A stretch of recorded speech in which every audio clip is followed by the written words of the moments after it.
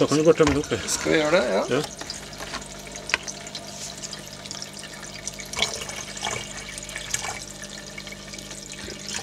Der tenker jeg nok.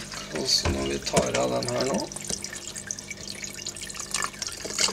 så lager vi sirkulasjon, og ser vi nå er det tett.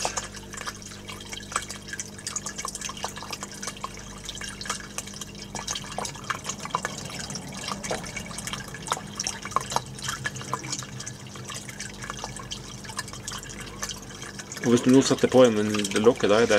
Ja, da tar vi bort, men dette er jo ikke limstoffer i, sånn sett. Åja, sånn, ja, riktig. Så ja. Jo, så holder tett.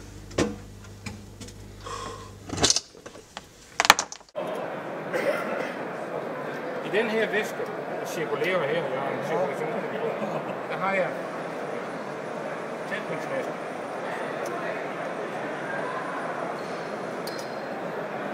Og den så hurtigt går der. Nu er den tæt.